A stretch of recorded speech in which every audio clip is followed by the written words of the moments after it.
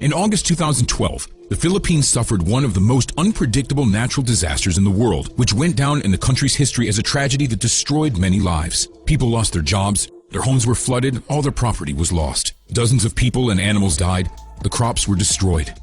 It caused a difficult economic situation in the country. Many tourists who were vacationing there at the time faced serious problems because of the flood. Some even died trying to escape the disaster as the powerful current swept everything in its path. That's how this story began. Mario woke up to terrible screams coming from the street. Extremely frightened, the man jumped out of bed, but even greater horror awaited him. Half of the house was flooded. The water reached almost up to the knee. Getting to the window with great difficulty, he noticed people on the street fleeing from the elements, trying to survive. Mario noticed that the water had already blocked his door, making it impossible to open it. But since his apartment was on the second floor, he just opened the window and jumped into the water. He saw that people no longer tried to fight the current, but rather save their energy in order to stay above the water and try to get to buildings or trees. The streets were in chaos.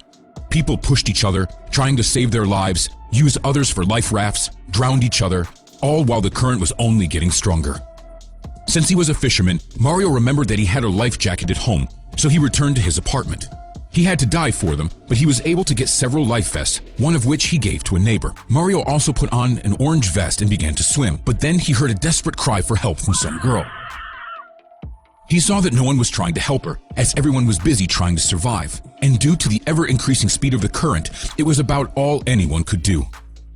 The water flow kept getting stronger. Mario swam towards the place where the cry for help was coming from. He knew that he could help the girl that no one else was paying attention to. When he swam up to her, she screamed, "My foot is stuck in the window!" Mario helped free her leg, and he swam forward, holding the girl on his back. Because of the nervous strain of the past couple hours, when no one wanted to help her, the girl lost consciousness. The man was so tired that as soon as he managed to get to higher ground, he fell down from exhaustion. He also received several injuries from floating debris and was feeling bad as he swallowed the dirty water. 10 minutes later, Mario was barely able to catch his breath. In the meantime, the girl regained consciousness and said, "You saved my life. My name is Amy. Nobody wanted to help me. Many people were swimming by and nobody even wanted to help free my leg out of the window. Now you're feeling bad because of me, but I promise that I'll never forget what you did for me." The young people spent the night on a small mountain, and the next day, rescue teams from all over the world arrived in the country to help rescue people. But no one knew that Mario and Amy were on the mountain. Mario asked Amy, "Where are you from? You don't look local." The girl replied, "You're right. I'm from Abu Dhabi, the United Arab Emirates." "But what are you doing here so far from home?" he asked.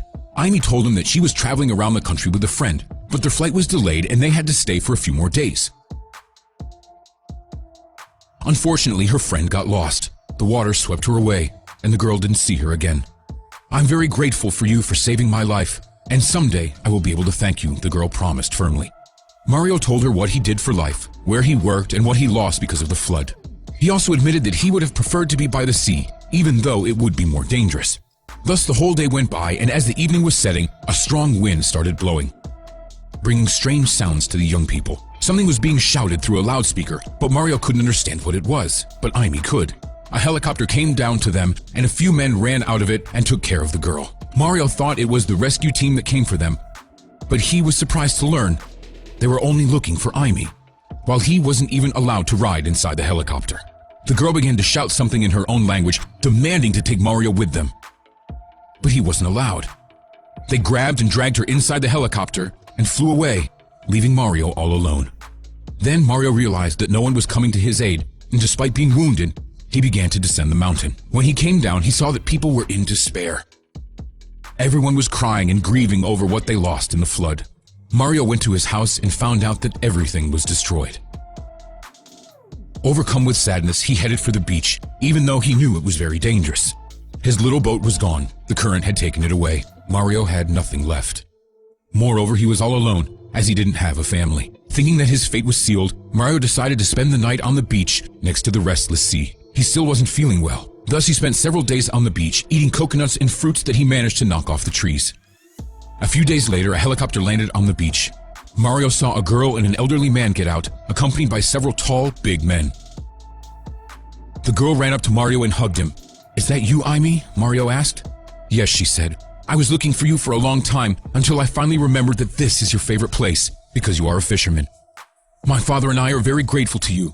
You saved my life when no one wanted to help." It turned out that the elderly man from the helicopter was the girl's father. He hugged Mario with tears in his eyes. The man spoke in an unfamiliar language, but the girl translated for him that her father wants to thank him. So Mario climbed into the helicopter and they took off. It was the first time that Mario was so high up in the sky and was able to see his whole hometown, destroyed and covered with water. The girl told her that her father had a management position in one of the most prosperous oil companies in the UAE, and he was offering Mario a job with an excellent salary. Mario was at a loss, but he explained that he knew nothing about this business and would prefer to stay in his country and that he didn't need a reward for helping Amy. Then the girl said, "I guessed that you would say that. In the days spent together talking to you, I realized that you are a very decent person, which is why my father prepared this gift for you in gratitude." The helicopter landed in a small village near the epicenter of the flood.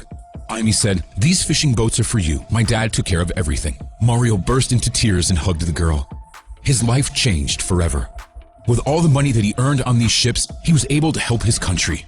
Mario always fondly recalls his past and the events that allowed him to help others.